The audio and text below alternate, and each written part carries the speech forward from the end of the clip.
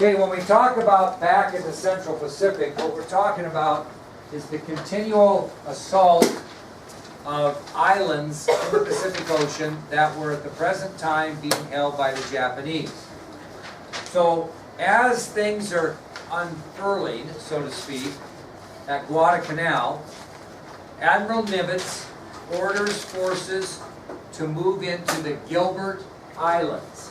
He wants to gain control now of the Japanese-controlled Gilbert Islands.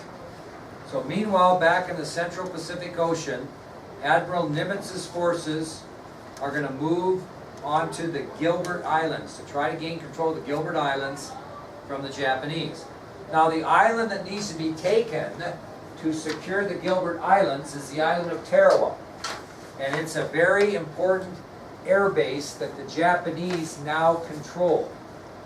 So as Admiral Nimitz and American forces move on to the Gilbert Islands, wanting to gain control of that chain of islands from the Japanese, in order to win the Gilbert Islands, they're going to have to secure one Japanese island air base of Tarawa. Okay, Tarawa. Now this was a bloody son of a gun. Statistics show that United States Marines lost nearly 90% of their men in some units capturing this island. 90% casualties in some units capturing the island of Tarawa. One American soldier who survived the battle was later quoted as saying, and you just have to listen to this to get it, "Survival was like walking through a waterfall and not getting wet." That's how he described the possibility of surviving as an American Marine at Tarawa. So, United States Marines lost nearly 90% of their men in some units in capturing this island, and one American soldier who survived the battle at Tarawa was later quoted as saying, quote, that survival was like walking through a waterfall and not getting wet. That would be pretty difficult to do. Well, the United States is successful in taking Tarawa and the Gilbert Islands. They next move on and dislodge the Japanese from the Aleutian Islands, which are located near Alaska. With the capture of the Gilbert Islands, and especially the Aleutian Islands, any threat of a Japanese attack on the Pacific coast goes away. So we have secured that there will not be any attack now on the Pacific coast of the United States. So after securing Tarawa for the Allies, the Americans dislodged the Japanese from the Aleutian Islands in Alaska, and as a result, any immediate Japanese threat upon the Pacific coast of the United States ends. Now, that'll take us to our next subtopic, which is the Allies go island hopping in the Pacific. The Allies go island hopping in the Pacific. Now what this is saying, Andy, is they're simply going to hop from island to island to island that the Japanese control and gain control of each of those islands so they can eventually be prepared for phase 4 of Nimitz's strategy, which was what? Attack the mainland of Japan. Okay? So when I say that the Allies go island hopping in the Pacific, they're simply going to hop islands and gain control of Japanese-controlled islands in the Pacific. So on January 31st of 1944, the goal for the Allies in the Pacific are the Marshall Islands. They want the Marshall Islands. And in order to gain control of the Marshall Islands, they are going to have to capture an important island, air base island of Kwajalein. So on January 31st of 1944, the Allies set their sights on gaining control of the Marshall Islands in the Pacific. One of the islands in that chain of islands that's a very important air base that needs to be taken before the Marshalls can be taken is Kwajalein.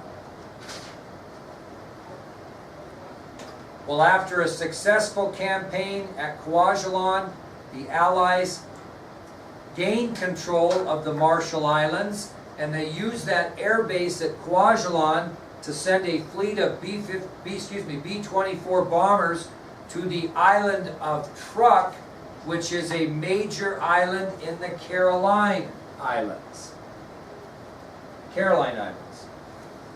So, let's back up. January 31st, 1944, the Allies captured the island of Kwajalein in the Pacific. By capturing this island, they are able to gain control of the Marshall Islands from Kwajalein, those air bases. American B-24 bombers blast the island of Truk, which is a major Japanese stronghold in the Caroline Islands. And eventually they will win at Truk and secure the Caroline Islands as well. So they've got the Gilbert Islands, then they went and got the Aleutian Islands, then they went and got the Marshall Islands, and then they went and got the Caroline Islands. That's what I mean by their island hopping in the Pacific. Now, while they're doing this, where is General MacArthur coming from? Australia. And what's he going to try to regain? What island? The Philippine Islands, where he was asked to depart earlier in the war. So as the Allies are gaining control of the Gilbert Islands and the Aleutian Islands and the Marshall Islands and the Caroline Islands, General MacArthur is making his march from Australia toward the Philippine Islands. He wants to return and recapture the Philippines, where he was forced to depart prior to this time in the Pacific theater of the war. Is everybody following me on that? Well, as General MacArthur is pushing towards the Philippine Islands, the Allies continue to pursue or island hop in the Pacific, and they win 2 more victories in Guam and Saipan.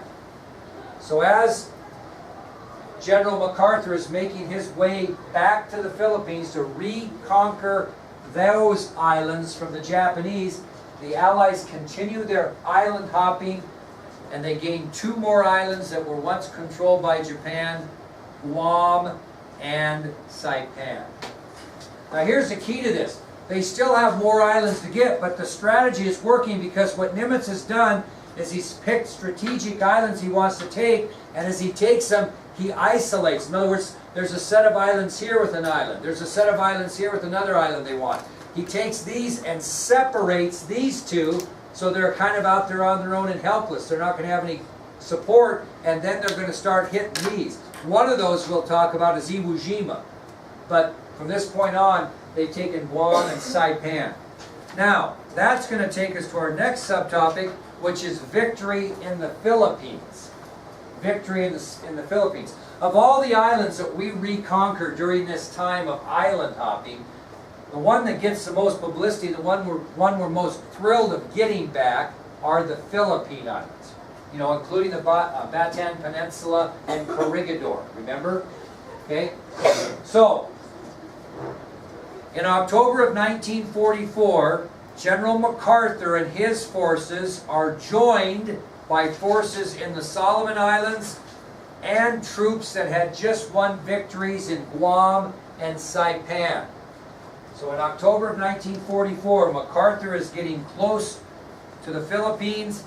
As he goes through the Solomon Islands, he will pick up support there, and then on the way to the Philippines, he will be joined by troops that won victories at both Guam and Saipan. So he's going to be very well stocked. Does that make sense? As he goes into the Philippines.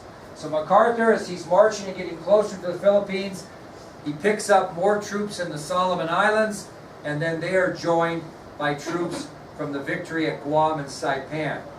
And so he takes those extra forces and he hits the beaches of Leyte in the Philippine Islands. He hits the beaches of Leyte in the Philippine Islands. So in October of 1944, General MacArthur and his forces join up with forces from the Solomon Islands. They're joined by troops from both Guam and Saipan. They take these extra forces and they hit the beaches of Leyte in the Philippine Islands. And that starts in October of 1944. By early 1945, the Philippine capital of Manila falls to the Americans, and MacArthur makes his famous return. Okay? So it starts in October of 1944. And by early February of 1945, MacArthur and his forces have captured the Philippine capital of Manila, and MacArthur makes his famous return. They drop the Japanese flag from the large flagpole in the city of Manila and replace it with both American and Filipino flags. Now, the sad thing was, what did MacArthur witness when he got back to the Philippines? Who did he look for right off the bat, probably, when he had control? Wainwright. And what he saw was a terrible sight. He saw starved and almost dead soldiers left behind, and Wainwright was just horribly embarrassed that he had been forced to surrender, and MacArthur, who was not the emotional type, did his best to console Wainwright that he did all he could, and he could not help it. But Wainwright was just absolutely devastated that he had let MacArthur down when they met. He couldn't even look him in the face. But it was kind of a sad time, to be quite honest with you. But they survived. Now, I want to tell you a little quick story you don't have to write now. Remember the Battling Bastards of Bataan? And when they ended up marching them in that death march called the Bataan Death March? I didn't talk about that, but that's what it was, and they starved to death. A lot of them died, right? Right in Billings, Montana, a few years ago, they built a brand new middle school, which they named the Ben Steele Middle School after a World War II veteran, Ben Steele from Billings, who survived the Bataan Death March. So if you go to Billings and see the Ben Steele Middle School, it was named after Ben Steele, an American soldier who fought in the Philippines and survived the Bataan Death March. Pretty cool thing, okay? He just died recently, too. He was alive not too many years ago. So. Okay, this is going to take us to our next subtopic, which really is one of the favorite things I talk about in the in the World War II lecture, and that's the road to victory in the Pacific, Iwo Jima. You'll get information on this that 1% of Wyoming high school students have. Okay? The road to victory in the Pacific, Iwo Jima. Now, Iwo Jima is one of these islands that they had kind of purposely separated, that was kind of out there a little bit helpless, but helpless wasn't the right word. On February 19th of 1945, United States Marines landed on the beaches of Iwo Jima. On February 19th, 1945, United States Marines landed on the beaches of Iwo Jima. Now, Iwo Jima, kids, was only 750 miles from Tokyo, Japan. So the reason to take Iwo Jima is to gain those air bases there so they can make a final assault on the mainland of Japan, because they're only 750 miles away. Okay? So on February 19th, 1945, United States Marines landed on the beaches of Iwo Jima, just 750 miles from Tokyo, Japan. This battle at Iwo Jima will be known in history as the D-Day in the Pacific. Known as the D-Day in the Pacific. Why do we say that? That footage I showed you on Saving Private Ryan, where those American Marines tried to take the beaches of Normandy, and the assault they were under in doing so was almost identical to the assault that these United States Marines are going to be doing to take the beaches of Iwo Jima. I'll give you some examples of it. They say that the fighting on this tiny island of Iwo Jima would be one of the bloodiest fights in Marine Corps history. The fight at Iwo Jima will be one of the bloodiest fights in Marine Corps history, and I'm going to give you 4 reasons why. Okay? Fighting at Iwo Jima, on this little tiny 8 square mile island, is going to be one of the bloodiest fights in Marine Corps history, and I'm going to give you 4 reasons why. 1. The Battle of Iwo Jima would take nearly 7,000 American Marine lives. Approximately 7,000 American Marines will be killed at Iwo Jima. 7,000. Number 2, the battle would leave approximately 20,000 more Marines wounded. The Battle of Iwo Jima will leave another 20,000, additional 20,000 Marines wounded.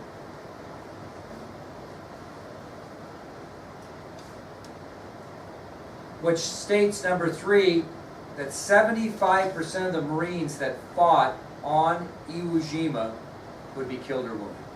75% of the Marines that fought at Iwo Jima will either be killed or wounded. You only had a 25% chance of not being killed or wounded if you fought at Iwo Jima. Now this is the one that's probably the most staggering. Number 4, in all of the fighting in World War II, 25% of the Marines that were killed would be killed at Iwo Jima. Of all the Marines killed in the entire World War, 25% of those Marines will be killed in this one battle at Iwo Jima. So that's why it was one of the bloodiest battles in Marine Corps history. 7,000 Marines would lose their lives, 20,000 more would be wounded. The battle would result in 75% of the Marines that were on Iwo Jima either killed or wounded. And at the end of the war, they figured that 25% of the men killed in the United States Marine Corps in World War II were killed at this one battle at Iwo Jima. But again, the securing of Iwo Jima was crucial to the United States because they would need the important airfields for bombing the homeland of Japan, which was phase 4 of Nimitz's plan, right? Okay, well, let me picture this for you, and you don't have to write this first couple things down because you should be able to visualize this. Just as the Germans were dug in along the bunkers during the D-Day assault in Europe, the Japanese also were dug in along the island bunkers. The differences were the Japanese had made very detailed tunnels where they could tunnel and travel from one bunker to another. So if a bunker, if all the people were killed in that bunker, they could bring them in. They had these unbelievable maze of tunnels. So it was going to be actually more difficult probably to get on the island of Iwo Jima than it was to get on the island of the beaches of Normandy. And they would fire these machine guns and launch bombs at those incoming crafts, just like you saw on Saving Private Ryan, but possibly maybe double the effect. Okay, so it's going to be very difficult for them. Now, when you can start writing down again. Now, in this particular battle, there was an estimated 70,000 American soldiers fighting against nearly 22,000 Japanese soldiers. So 77,000 American soldiers versus 22,000. Now, if you look at the statistics I gave you on the Marines, that doesn't add up really, does it? When you think about it? Because when I say 70,000 American soldiers, am I talking about only Marines? Or am I talking about those that serve in the Navy, those that serve in the Army, etc.? Okay? So there were 70,000 total American soldiers. Many of those were Marines, but not all. Okay? So 70,000 American soldiers fighting against about 22,000 Japanese. Now, here's what's something to think about. A majority of these U.S. Marines that fought were not old enough to either vote or drink alcohol. They were less than 21 because that was the voting age and that was the alcohol legal age at the time. So many of these young Marines and other soldiers who fought at Iwo Jima were not even old enough to either vote for their commanding officers as far as the overall commander, right, the president, right, isn't he the overall commander? Didn't even have the right to vote for the guy that was going to send him to war and couldn't drink alcohol. That's how young some of these kiddos were. Now, when we talk about the initial storming of the beaches of Iwo Jima, comparably to that in Normandy, it was estimated that an American Marine was shot down, killed, or wounded every 30 seconds. So it was estimated during the initial stages of storming the beaches of Iwo Jima that an American Marine was struck down every 30 seconds, either killed or wounded, every 30 seconds. And by the end of the first day of fighting, that initial pledge to get on the beach, they estimate about 2,000 Americans were killed or wounded. 2,000 the first day in the initial launching on the beaches. About 2,000 American soldiers were killed in that initial storming. So an American Marine was struck down roughly every 30 seconds during the initial storming, and by the end of that initial storming, nearly 2,000 Americans were either killed or wounded. Now, at the top, the highest point of this 8 square mile island of Iwo Jima was a dormant volcano known as Mount Suribachi. It's on your ID sheet, very important.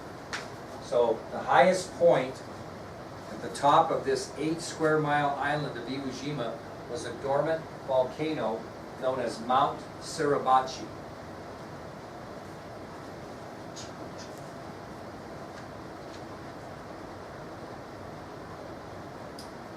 Well, on February 24th of 1945, which was the 5th day of the battle, they had already been fighting 4 days to gain control of the beaches, to try to get control of the beaches. The decision was made by the high brass that they must take the high ground to be successful, which would include taking Mount Suribachi. Okay? So, American commanders thought the only way they were going to be successful in securing Iwo Jima was to take the high ground. And they made that decision on the 5th day, on February 24th, 1945. And so what happened is 40 Marines from Easy Company were ordered to climb to the top and seize control of that high ground, including Mount Suribachi. Okay? So as a result of the brass's decision that the high ground must be taken to be successful, they sent 40 Marines, all members of Easy Company, and told them to put their life on the line to secure the high ground of Iwo Jima, including Mount Suribachi. These 40 Marines followed orders, folks, and they even took an American flag with them with the intention of putting that up at the summit of Mount Suribachi if they were successful getting there. Okay? So these 40 Marines from Easy Company took an American flag with them to raise it if they made it to the top of Mount Suribachi. Well, under a very difficult situation and circumstances, these Marines eventually made it to the top, Easy Company, and they placed a flag at the top of Mount Suribachi. It was the first time that the Stars and Stripes had flown over Japanese soil during the whole course of the war. So obviously they didn't put flags up at the Gilbert Islands and all that. This is the first time that an American flag, the Stars and Stripes, were displayed over Japanese territory in the Pacific theater of World War II. Well, when Marines fighting below saw the flag on